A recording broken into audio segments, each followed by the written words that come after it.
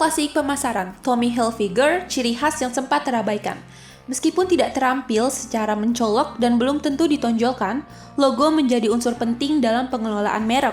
Logo dapat menggambarkan segala sesuatu mengenai bisnis, mulai dari karakter, sifat, sampai dengan gaya.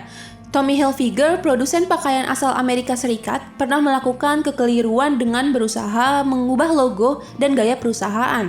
Jauh hari sebelum mendirikan perusahaan, Thomas Jacob Hilfiger telah berkecimpung dalam dunia fashion. Ia telah terbiasa berbisnis pakaian sejak duduk di bangku sekolah bersama teman-temannya. Tommy, demikian panggilan akrabnya. Berdagang berbagai jenis pakaian, seiring perjalanan waktu, ia juga bekerja sebagai perancang busana untuk beberapa merek lokal. Jalur menuju kesuksesan mulai muncul ketika Tommy diminta seorang pengusaha tekstil bernama Mohan Murjani untuk mendesain produk pakaian. Saat itu Murjani memiliki lisensi untuk mendesain dan juga memproduksi produk merek Gloria Vanderbilt. Murjani meminta Tommy untuk mendesain produk sedemikian rupa agar produk ini cocok untuk segmen anak muda. Berbekal pengalaman inilah Tommy mulai membuat produk dengan mereknya sendiri, yaitu Tommy Hilfiger, pada tahun 1985 yang langsung disertai dengan sejumlah upaya promosi. Tommy memakai iklan cetak dan elektronik untuk memperkenalkan mereknya itu kepada konsumen. Biasanya produsen menunjukkan berbagai produk dalam media iklan, tapi Tommy Hilfiger tentu menunjukkan rangkaian kata-kata, logo ataupun wajahnya sendiri, bukan contoh produk ataupun modelnya. Ketika diwawancarai media terkemuka, Marketing and Media Decision, Tommy mengaku ia tidak dapat menjamin produknya lebih baik daripada merek lain. Untuk itulah dia berusaha menjual ide, bukan produk fashion semata. Anggaran promosinya yaitu 1,4 juta US dollar. Kala itu sebenarnya relatif tidak terlalu besar bila dibandingkan dengan merek-merek produk fashion sejenis lainnya. Intensitas iklannya pun tidak menentu dan tidak pada media yang spesifik. Namun saat itu iklan-iklannya mampu menarik perhatian cukup banyak orang. Lalu pada tahun 1986, produk-produk Tommy Hilfiger telah tersedia di 60 department store dan juga 25 specialty shop di wilayah Amerika Serikat. Tingkat penjualan berhasil mencapai hingga 32 juta US dollar dan pada tahun berikutnya tingkat penjualan berlipat ganda menjadi 70 juta US dollar. Gaya beriklan yang tidak lazim itu akhirnya menuai hasil. Pada survei tahun 1987, Tommy berhasil meyakinkan 68% warga New York mengenai kredibilitas dan kualitas produk bermerek Tommy Hilfiger. Responden mengatakan Tommy termasuk 5 besar perancang busana terbaik saat itu. Tentu saja persepsi positif konsumen langsung mempengaruhi citra merek dan juga tingkat penjualan produk-produk keluaran Tommy Hilfiger pada masa-masa mendatang.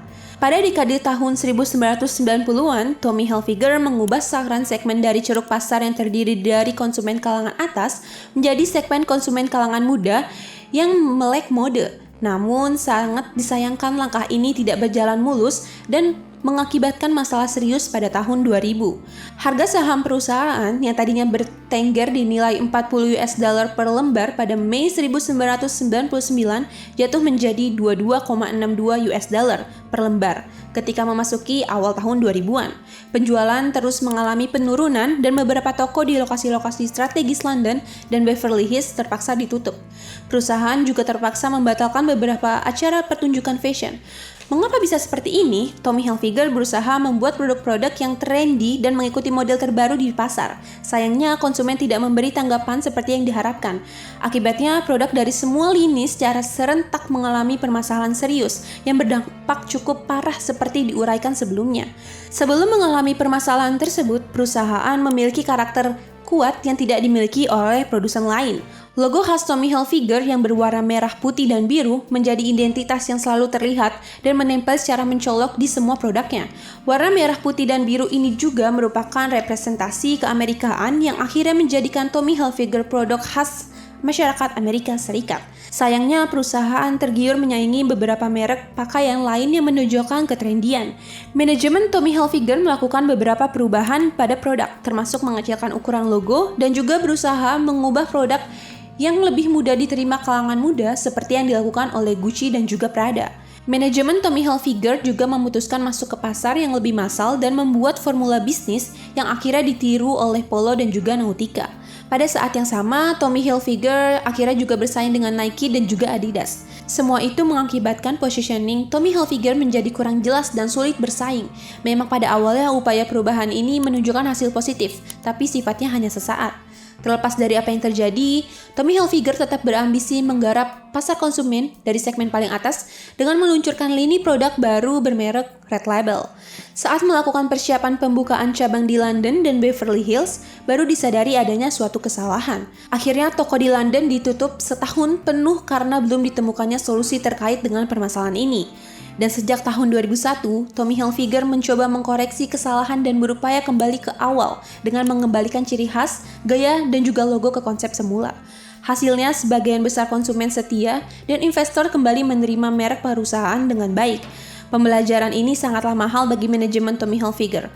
Awalnya perusahaan bisa meroket dengan kinerja luar biasa, tapi mengalami penurunan yang tajam. Setelah itu, manajemen Tommy Hilfiger berusaha mengembalikan kinerja perusahaannya yang menunjukkan keberhasilan, namun belum dapat menyamai puncak kejayaannya seperti dulu.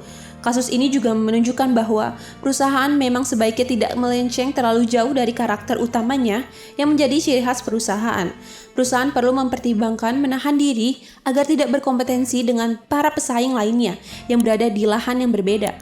Pengembangan bisnis perusahaan sebaiknya tidak terlalu melebar di kompetensi yang ada.